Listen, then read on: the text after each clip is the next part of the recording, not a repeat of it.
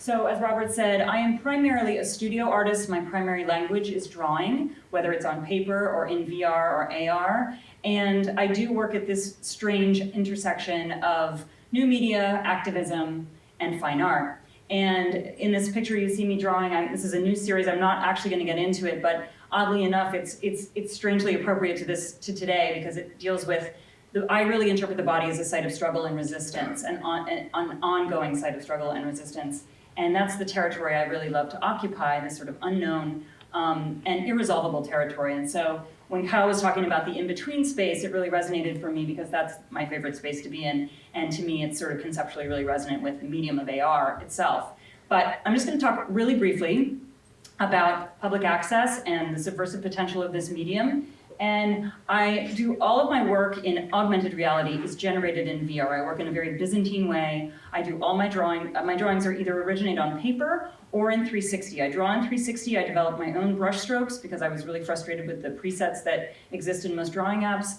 And so I have a whole body of work in VR, but I'm not gonna deal with it today. However, it's sort of its debut because it was at the time when I first started working in it a very private and really, let's face it, exclusive medium. If you had the equipment to experience it, great. If it was in any kind of venue, maybe 50 people could see it in a night.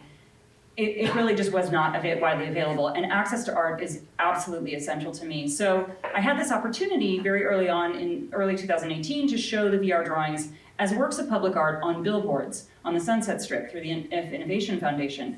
And it was kind of hilarious because you'd have Ellen DeGeneres and Seth Meyer ads, and then suddenly this sort of apocalyptic moment that came out into your space. And so no reported car crashes, but it was exciting because it was a way of sharing this immersive experience, but it still lacked that essential intimacy that I'm always going for. And it's the whole reason I got into VR in the first place is because it sprang from a very conceptual exigency of mine to elicit an empathic response in the viewer, whether that's standing in front of a drawing or standing in a drawing, literally in a drawing. And when I create my drawings in VR, it's really important to me to give the viewer a lot of choice and agency as to how they experience it. So they are led by their own curiosity. Ooh, and this is important. Speaking of curiosity, I want to say something regarding awe. One of my guiding principles as an artist is something that I learned from Annie Dillard's letter to, I think it's called Letter to a Writer in the World. And she exhorts the writer. She said, "You were set here to give voice to your own astonishment." And as I've been listening to people and having my mind blown today, I realized everyone who's spoken tonight is expressing their own form of astonishment. So what you'll see reflects my own astonishment. And that's the thread that I follow carefully through my work, or I try to anyway. And that's, to me, astonishment is just another way of saying awe. And these are the things that make me feel awe.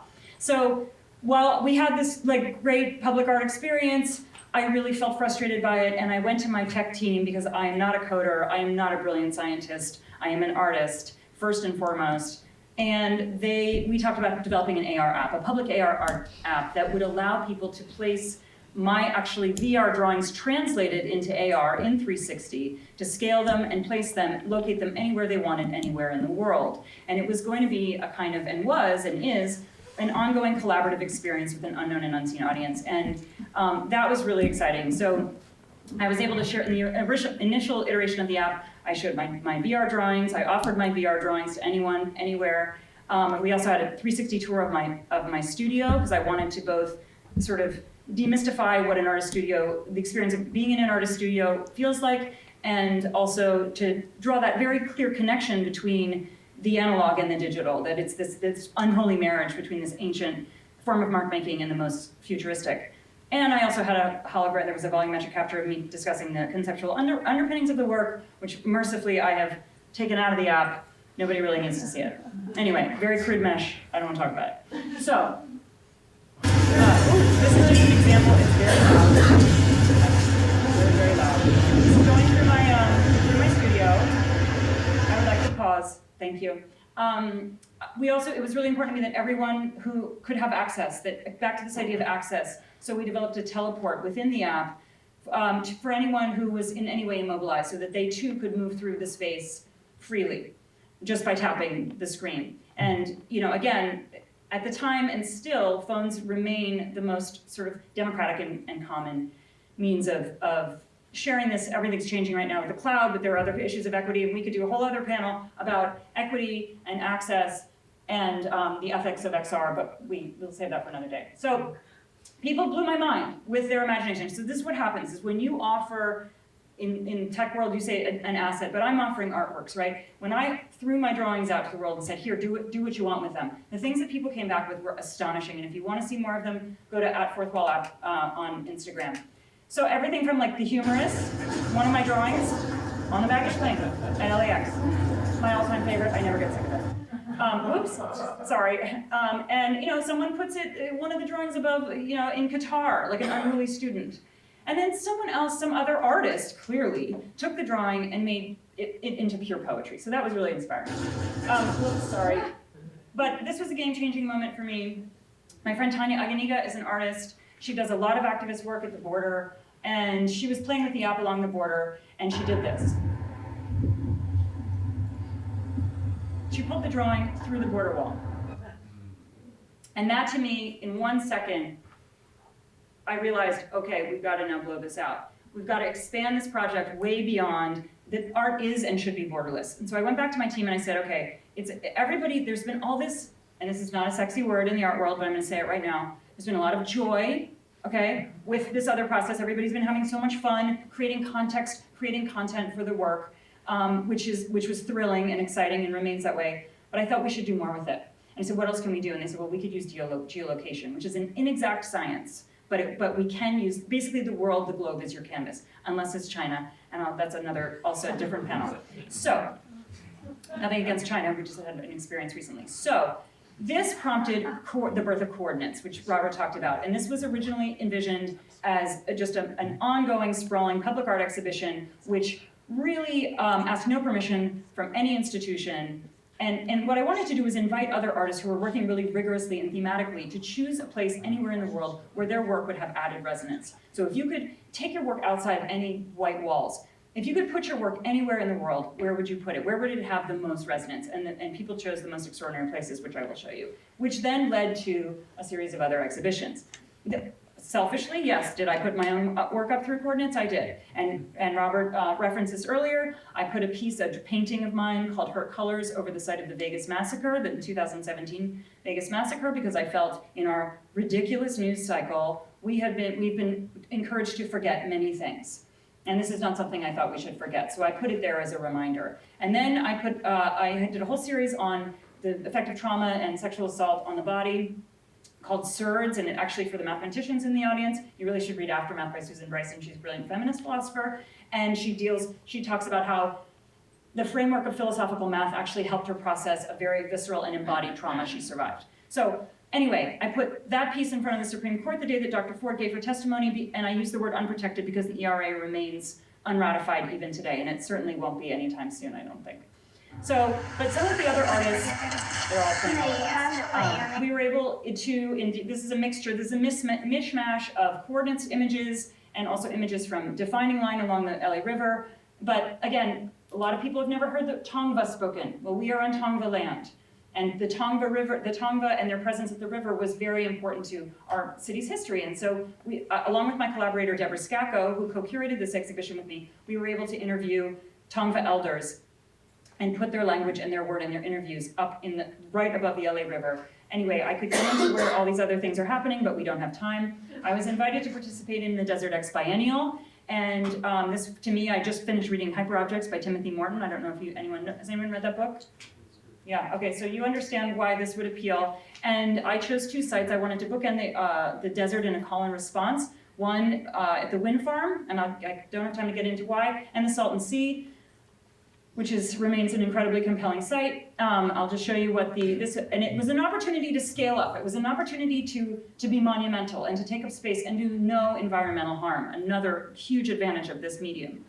So obviously invisible to the naked eye, but with this visual prosthesis, you could experience this. And what ended up happening very quickly is a magical thing, which is that someone would show up and they didn't have the app, or they didn't have the right phone, or something went wrong. They didn't have Wi-Fi. And so these little impromptu clusters of people would form around this experience on site, and they would start talking to each other, complete strangers, these spontaneous communities. And incredible because this is the inversion of what tech usually does. Usually, we're supposed to sit on the, thing and do this, and numb out. This brought people together. It caused introduction. They had to interact with each other, and they had to talk about the why. The why. What does this mean? And in every case, every mark, every stroke I made in this drawing was inspired by the site itself, by the cartilage that crunches underfoot when you walk to it, that the sparkling, magical thinking that went into thinking that this could be, a place of recreation, to the phosphorates, to the salts that pollute it. And I really wanted it to be this unnatural murmuration that showed that, while it was very beautiful, something had gone terribly awry. Which brings me to Battlegrounds, and this has just completed this exhibition, a very ambitious exhibition in New Orleans. 24 artists, 30 artworks, and it's still growing, with a sideline of artworks by local youth from the Lower Ninth Ward. I had been thinking a lot about the Civil War, I've been thinking a lot about our current moment, and I thought, okay, I want to think about site, and I want to think about contested sites. How do we take a site that is contested, that is fought over, and activate it? And rather than saying site activation, I really want to start using the language around idea activation and shared cultural thought space, because this space will be policed and will be monetized very, very soon. And so I feel that discursively it's important to wrest that narrative back, or before it can be taken away, the way it normally is. So this is a piece quickly by Nick Aziz. He had done incredible research on the prison industrial complex. We geolocated this right outside the Orleans Parish Prison, and he studied the three titans of the prison industrial complex and the fast food industry, one of whom occupied both territories, and violence and poverty, obviously. And I was moved to tears when we placed it, because he actually, I didn't realize this, but he tutors people inside the jail and the prison, and was very, very excited to be able to bring this inside and show them what was going on outside. These two pieces also take my breath away. One on the left, Slavery Time. Ana Hernandez placed it right at the site, Chartres and Esplanade. I don't know if any of you know New Orleans. This was the site of the original slave pens. And this was not only to call attention to this space that you just drive through, you never think about it, right? And call out to all the people who are in cages right now in the Southwest. And which was incredibly powerful to me. And I also feel like there's this amazing thing that happens that when you see a piece in AR at a specific site, and let's say you don't have your phone on you, it occupies this ghost territory. It's there, not there. It's like, I know that every time I drive over the Hyperion Bridge, I know Andrea Chung's piece is right over the river talking about colonization and invasive species. It's there, I know it's there, and if I pull up my phone, I'm gonna see it.